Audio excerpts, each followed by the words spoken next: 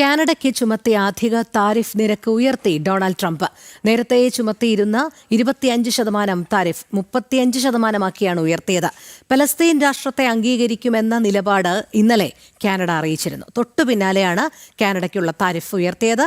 ഭാരതം ഉൾപ്പെടെയുള്ള നിരവധി രാജ്യങ്ങൾക്ക് ഏർപ്പെടുത്തിയ അധിക താരിഫും ഇന്നു മുതൽ നടപ്പിൽ വരും. ഐസൻ ജോസ് ചേരുന്നു. ഐസൻ, കാനഡയ്ക്ക് ചുമത്തിയ അധിക താരിഫ് നിരക്ക് ഡൊണാൾഡ് ട്രംപ് ഉയർത്തിയിരിക്കുകയാണ്. അതോടൊപ്പം മറ്റ് പല രാജ്യങ്ങൾക്കും ഉൾപ്പെടെ എന്നോണം ഭാരതത്തിനും ചുമത്തിയിട്ടുള്ള അധിക താരിഫും ഇന്നു മുതൽ നടപ്പിൽ വരും എന്നാണ് അറിയാൻ കഴിയുന്നത്.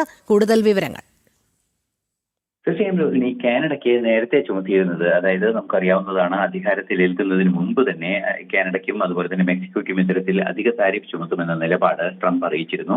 ഇന്ന് ആ നേരത്തെ തന്നെ ചുമത്തിയ 25% അധിക താരിഫ് എന്ന നിരക്ക് ഇന്നലെ രാത്രിയോടെ ഒരു എക്സിക്യൂട്ടീവ് ഓർഡറിലൂടെ 35%ആക്കി ഉയർത്തുകയായിരുന്നു. സ്വാഭാവികമായും ഇതിന് പിന്നിലെ ആ ഒരു പ്രേരണാ ഘടകം എന്ന് പറയുന്നത് പാലസ്തീനെ അംഗീകരിക്കാനുള്ള നീക്കം കാനഡ നടത്തിയത് തന്നെയാണ് എന്നാണ് മനസ്സിലാക്കാൻ സാധിക്കുന്നത്. ഇന്നലെ കനേഡിയൻ പ്രധാനമന്ത്രി മാർക്ക് യുടെ ഈ നിലപാട് പുറത്തു വന്നതിന് തൊട്ടു പിന്നാലെ തന്നെ ഇത്തരത്തിലുള്ള സൂചനകൾ വൈറ്റ് ഹൗസിൽ നിന്ന് പുറപ്പെടുകയും ചെയ്തിരുന്നു. ഇത്തരത്തിലുള്ള സൂചനകൾ അമേരിക്കൻ പ്രസിഡന്റിന്റെ ബന്ധപ്പെട്ട കേന്ദ്രങ്ങളിൽ നിന്ന് പുറത്തു വരികയും ചെയ്തത് സ്വാഭാവികമായി ഇന്നലെ തന്നെ റിപ്പോർട്ട് ചെയ്യപ്പെടുകയും ചെയ്തിരുന്നു. ഇതിന് പിന്നാലെയാണ് ഇപ്പോൾ എക്സിക്യൂട്ടീവ് ഓർഡറിലൂടെ 35% അധിക താരിഫാക്കി ഉയർത്തിക്കൊണ്ടുള്ള ഒരു നടപടി ഉണ്ടായിരിക്കുന്നത് എന്നാണ് മനസ്സിലാക്കാൻ സാധിക്കുന്നത്. അതുപോലെ നേരത്തെ രോഹിണി സൂചിപ്പിച്ചതുപോലെ ഇന്നു മുതലാണ് ഈ പുതുക്കിയ അധിക താരിഫ് വിവിധ രാജ്യങ്ങൾക്ക് നിലവിൽ വരുന്നത്. ചില രാജ്യങ്ങൾക്ക് ചില കൺസെഷനുകളൊക്കെ നൽകിയിട്ടുണ്ട്. നേരത്തെ നമുക്കറിയാവുന്നതാണ്, 26% അധിക താരിഫാണ് ഭാരതത്തിന് ചുമത്തിയിരുന്നത്. ഇപ്പോൾ അത് 25%ആക്കി ചുരുക്കി. മാത്രമല്ല, റഷ്യയുമായും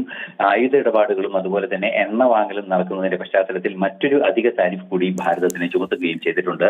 ഇത് സംബന്ധിച്ചുള്ള പ്രസ്താവനകളെല്ലാം തന്നെ ഭാരതത്തിന്റെ ഭാഗത്ത് നിന്ന് ഭാരതത്തിന്റെ പാർലമെന്റിൽ തന്നെ വിശദീകരിക്കുകയും ചെയ്തിട്ടുണ്ട്. ഇത്തരത്തിലൊരു സാഹചര്യം, അതായത് അധിക താരിഫ് വീണ്ടും കാനഡയ്ക്ക് ചുമത്തുന്ന ഒരു നിലപാട് നേരത്തെ നമ്മൾ സൂചിപ്പിച്ചതുപോലെ പാലസ്തീൻ രാഷ്ട്രത്തെ അംഗീകരിക്കാനുള്ള കനേഡിയൻ പ്രധാനമന്ത്രിയുടെ ഇന്നലത്തെ തീരുമാനത്തിന്റെ പിന്നാലെ ഉണ്ടായ ഒരു സംഭവവികാസമായി തന്നെയാണ് നിരീക്ഷകർ വിലയിരുത്തുന്നത്.